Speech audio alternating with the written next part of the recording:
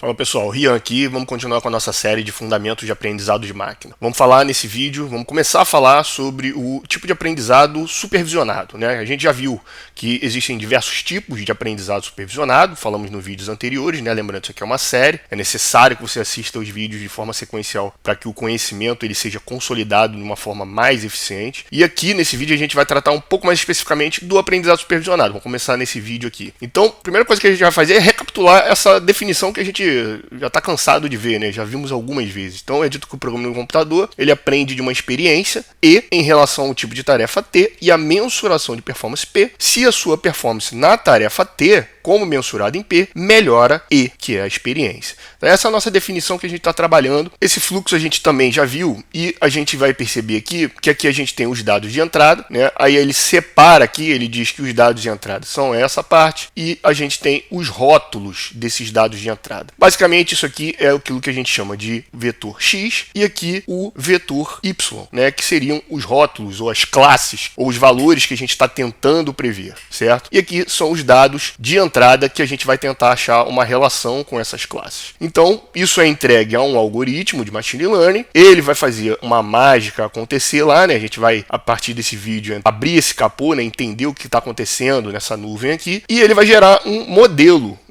treinado, um modelo preditivo. A partir daí, a gente vem com um novo dado de entrada, né? Um outro vetor X, que não foi visto ainda, por isso X', e vai ser entregue ao modelo preditivo, ele vai dar uma saída. A partir dessa saída aqui, a gente precisa ver qual é o resultado da performance. Então, recapitulando, né, a gente sabe que durante o aprendizado supervisionado, o que a gente vai fazer é tentar achar uma função que explique a relação do conjunto de dados X com o conjunto de dados Y, né? Toda essa notação a gente já viu nos vídeos anteriores. Se não viu, peço que você dê uma recapitulada aí para entender, né? Então, a gente tinha lá o conjunto de entradas, né, que é o X, ele pertence a um espaço vetorial, né, que corresponde ao número de exemplos e a dimensão desses data points, né, desses exemplos, né, e eles são variáveis porque depende do tipo de dados que a gente está trabalhando. Já os dados de saída, né, que é aquilo que a gente está tentando prever, eles vão depender do tipo de tarefa que a gente está realizando. Se a gente está realizando uma classificação, então esse conjunto de saída ele vai ter uma configuração que corresponde às classes que são possíveis no nosso problema. Então, a classe 1, a classe 2, a classe 3, até a classe C. Então, existe C possibilidades de classes que são previstas. Se essas classes se resumem a basicamente duas classes, ou seja, vamos dizer, uma classe 0 e uma classe 1, que é uma tarefa bastante comum de se realizar, a gente chama isso de classificação binária. Se o número de classes, ou seja, se C é maior do que 2, então a gente chama isso de uma classificação multiclasse. Agora, a gente viu nos vídeos anteriores que dentro do aprendizado supervisionado a gente também faz a regressão. Então, o nosso conjunto de saída, na verdade, é todo o conjunto de valores reais. Por quê? A gente vai estar tentando prever qualquer valor que compreenda o conjunto de números reais. Então, pode ser qualquer valor, né, com casas decimais, então altura, preço, enfim, qualquer valor numérico que compreenda o conjunto de números reais. Então, essa é basicamente a diferença entre uma tarefa de aprendizado supervisionado de classificação e de regressão. Ele vai se definir pelo tipo de saída, tá? A tarefa em si e o tipo de aprendizado é basicamente o mesmo. Alguns conceitos muito importantes no aprendizado supervisionado, e que é importante a gente só deixar um pouco claro aqui, são esses conceitos, né, de entradas, saídas e parâmetros. Existem muitos sinônimos para esses termos e não existe exatamente um consenso em relação a qual é o correto, qual se utilizar. Na verdade, o ideal é que quando você está desenvolvendo um trabalho, é que você seja simplesmente consistente em relação a que termo você vai utilizar, porque todos eles são válidos, né? Mas é importante a gente conhecer alguns desses sinônimos. Então, no que se refere ao conjunto de entrada, que a gente já falou que é o vetor X, a gente pode ter aí os inputs, os atributos, as features, ou também termos preditores, ou as variáveis explicativas, também é possível utilizar. Existe uma gama muito grande de termos que são utilizados, né? Aí às vezes varia também da área de conhecimento que a gente está trabalhando. E no que se refere à saída, que a gente já viu que é o conjunto de dados Y, aí a gente pode ter os outputs, os rótulos, o target, alvo, ou a variável resposta, ou as classes. Classe acaba facilitando a gente fazer a relação de classe, classificação também é um nome também muito utilizado. E os parâmetros, que exatamente aquilo que a gente vai estar aprendendo. Aqui a gente já viu que pode ser representado em termos de notação como um vetor θ, né? A letra grega θ. Então, parâmetros, ou pesos, ou coeficientes também são utilizados. Tá? Então, só recapitulando, dentro do aprendizado supervisionado, a gente tem a tarefa de classificação, que é atribuir a um conjunto de entradas uma classe, ou seja, um rótulo. Esse conjunto de classes, esse conjunto de rótulos é previamente conhecido. O algoritmo, ele sabe que classes são possíveis de se prever. E ele vai fazer uma relação durante o seu treinamento entre os dados de entrada e essas classes que são conhecidas. No caso da regressão, é atribuir a um conjunto de entradas um valor numérico, e a gente já viu que ele pertence ao conjunto de números reais. O algoritmo, dentro da tarefa de regressão, ele vai tentar, durante o seu treinamento, encontrar alguma relação entre um conjunto de valores de entrada com um valor numérico. Bom, agora a gente vai vir aqui para o notebook para começar a botar em prática aquilo que a gente está aprendendo, né? Então a gente vai começar a associar aí a parte teórica e prática e vamos começar também, né, a utilizar algumas das bibliotecas que a gente falou nos vídeos anteriores. Então aqui a gente tem primeiro o que a gente vai fazer. Para haver aprendizado de máquina, a gente precisa de dados, não é isso? Então, a primeira coisa que a gente vai fazer aqui é carregar uma base de dados, né? Um dataset. Esse dataset em específico aqui é chamado de dataset Iris, um conjunto de dados bastante famoso, não só ele, mas existem alguns conjuntos de dados que eles são muito conhecidos, porque eles são muito utilizados, né? São exemplificativos e utilizados para estudo, para demonstrações, para pesquisas, né? Então, quando a gente está no âmbito da pesquisa e do estudo, algumas bases de dados são muito conhecidas. A Iris é uma delas, né? Muito utilizado para a tarefa de classificação. A gente pode utilizar essa base de dados como uma baseline, né? Um ponto de partida para medir o desempenho de algoritmos, né? O desempenho do pré-processamento, enfim, todo o pipeline do aprendizado de máquina. E a gente vai utilizar exatamente uma ferramenta do sklearn, que tem esse método de dataset, que consiste basicamente na possibilidade da gente carregar datasets. Então a gente tem alguns tipos de datasets, a gente tem esses datasets que são mais para pesquisa, estudo, tem datasets reais, tem métodos generativos, e a gente vai utilizar esse aqui que é o Iris, né? Então a gente vai carregar, se a gente der um type Iris aqui, a gente vai observar que esse Iris, na verdade, é um objeto do tipo scikit-learn bunch, certo? Então, na verdade, ele é um dicionário. Se você não sabe o que é um dicionário em Python, existe uma playlist demonstrando toda a programação básica utilizando Python. A gente fala sobre os tipos de objetos em Python.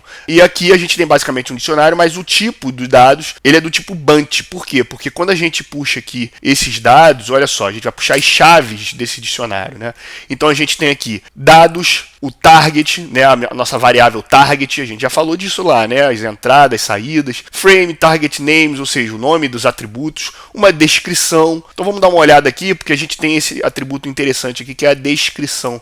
Né? Então quando a gente puxa a descrição aqui, com a devida formatação, né, utilizando Markdown, a gente vai ver que essa base de dados ela tem a ver com esse tipo de planta aqui, né, que é a Iris. Ele tem 150 instâncias, ou seja, 150 exemplos, e são 4 atributos numéricos, tá vendo? Então tem toda a descrição dele aqui, e a gente tem 3 classes, né? A Iris setosa, versicolor e a Iris virgínica. E a gente tem aqui um sumário estatístico, basicamente uma descrição estatística desses valores, né, já que eles são numéricos. Rian, por que existe uma descrição estatística desses valores? Aí você precisa também assistir a série básica de estatística para ciência de dados aqui do canal. Então se inscreve no canal, vai nessas séries básicas, porque elas são muito necessárias aqui. E aí aqui tem toda a parte de referência, e aqui é só, né, a título de demonstração, né, são essas plantinhas aqui. Os atributos são basicamente a medição da sépala e da pétala, que são essas estruturas das plantas. Cada uma delas você mede a largura e o comprimento, e através da largura e o comprimento a gente quer tentar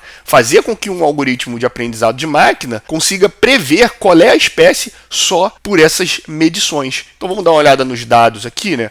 Aí a gente vai importar aqui essa outra biblioteca que a gente falou também, que vai ser muito importante importante, a gente vai utilizar muito. E aí a gente vê, né, a gente carrega esses dados, ele estava lá no tipo Bunch, né, que a gente acabou de ver, e a gente carregou ele aqui como um data frame. Atribuímos os atributos para cada uma das colunas e a nossa variável target, ou as nossas classes, que são as espécies, né, de íris. Então tá aqui, ó, setosa, a virgínica, a versicolor tá aqui no meio, né, se a gente ampliar aqui a base de dados, vai aparecer lá no meio do dataset, né. Então é basicamente isso. Se você reparar aqui, né, você tem as medições da sépala, né, comprimento, largura, tudo em centímetro, e você tem a pétala também, né, comprimento, largura, e aqui você tem a classe. Uma coisa que você vai reparar aqui é que ele tá tudo ordenado, tá vendo? Tá tudo versicolor, tá tudo junto, setosa, tá tudo junto, a gente vai precisar randomicizar esses dados, né? Não é interessante pra gente, a gente vai ver isso no futuro, apresentar isso para o algoritmo de aprendizado de máquina de forma organizada. A gente não quer viciar o algoritmo. Se a gente tem 3 tipos de espécie de íris, isso significa que o nosso C é igual a 3. A gente acabou de ver isso, né? Então isso significa que a nossa classificação é do tipo, a gente acabou de ver.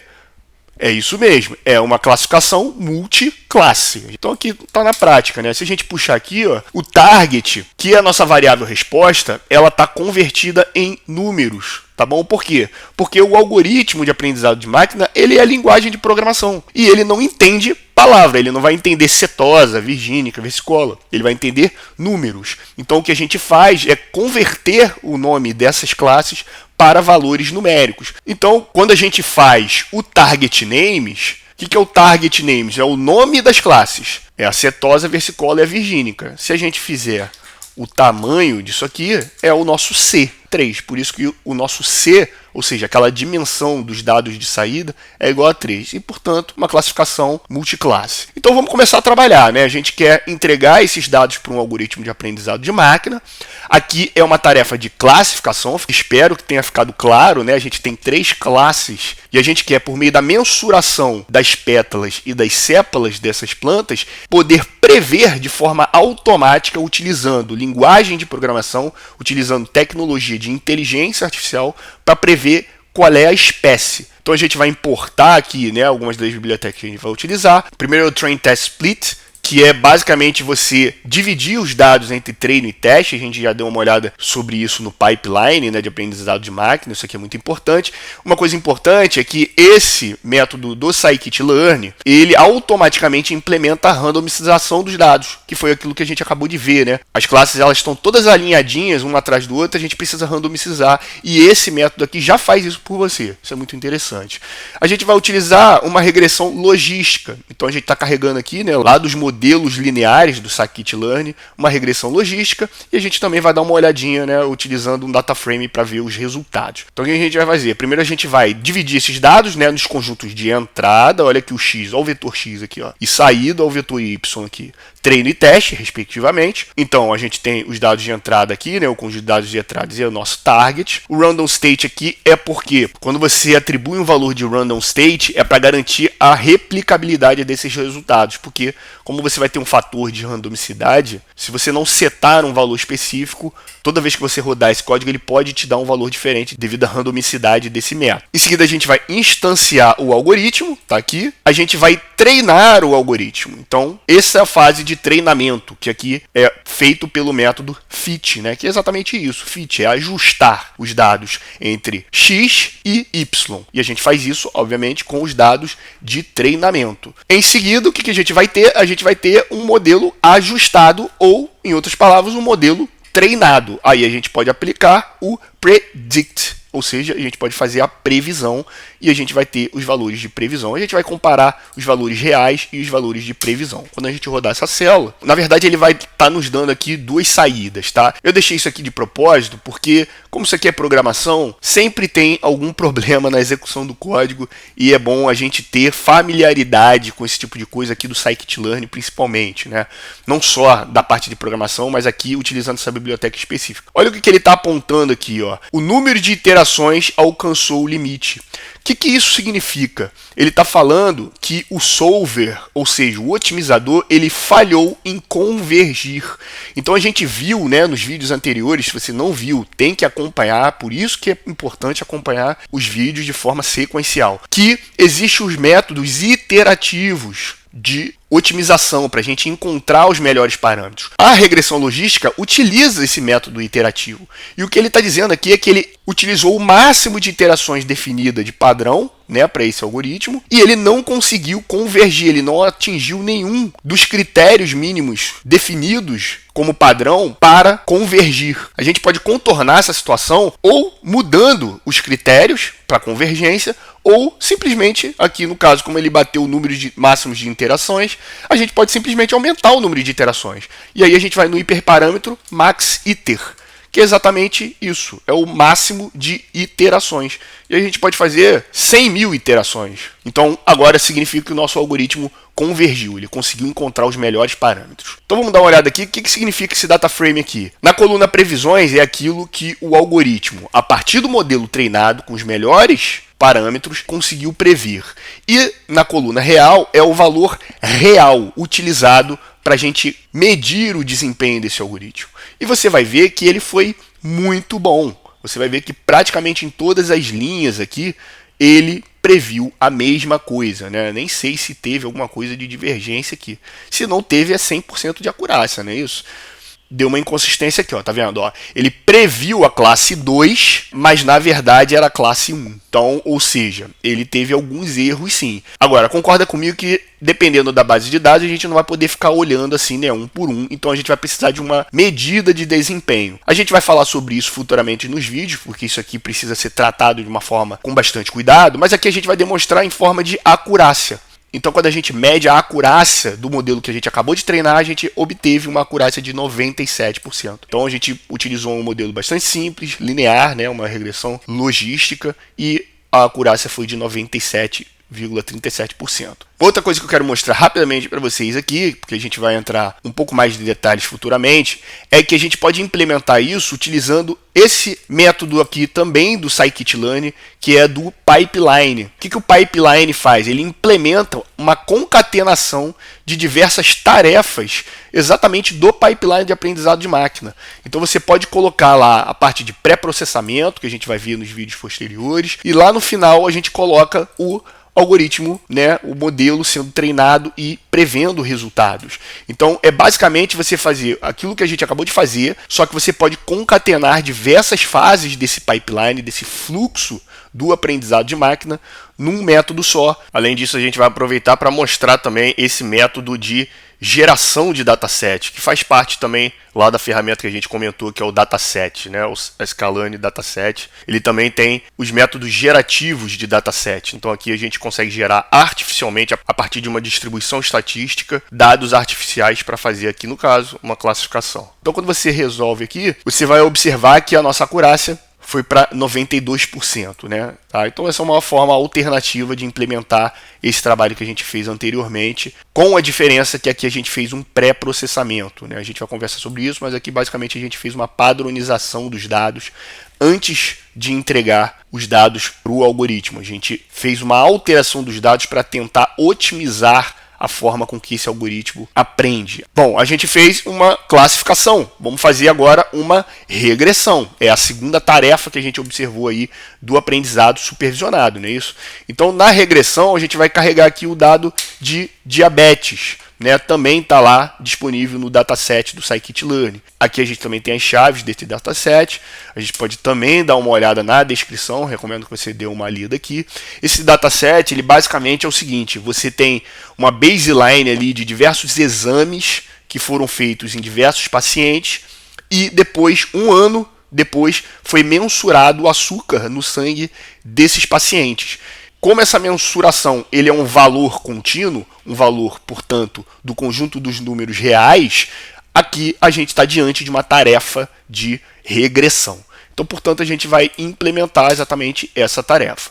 A gente vai dar uma olhada aqui na base de dados e vocês vão reparar que esses dados eles já estão padronizados, tá? Perceba que a variação desses dados ele é muito pouca, né? Aqui muito provavelmente variando entre -1 e 1. Tem que dar uma olhada na documentação. E aqui está a nossa variável target, que é exatamente a quantidade de açúcar no sangue, né? E é um valor contínuo. Tá? Vamos implementar então a tarefa. utilizando basicamente os mesmos instrumentos, né, que a gente está fazendo com o pipeline. E aí quando a gente dá uma olhada nos valores daquilo que foi previsto e daquilo que é real, aqui, no caso, como são valores numéricos, a gente consegue observar um pouco melhor a diferença entre o que o algoritmo está prevendo, olha aqui, né, um valor contínuo, e o valor real, né? Então aqui ele 241 de açúcar no sangue, né? Aqui o real 321. Você percebe então até que tem uma grande margem de erro aqui, né? E como esse conjunto de previsões aqui é numérico, a gente precisa também de uma mensuração um pouco diferente.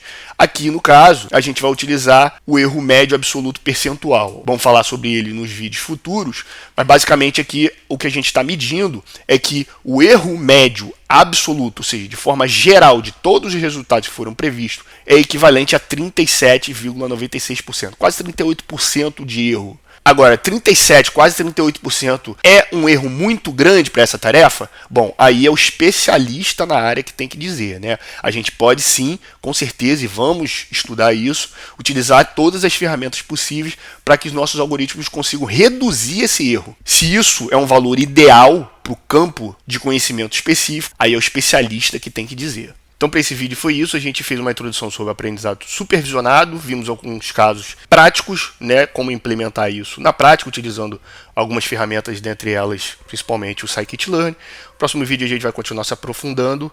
Se gostou do vídeo, peço que curta, compartilhe com quem você acha que possa ser interessante e nos vemos no próximo vídeo.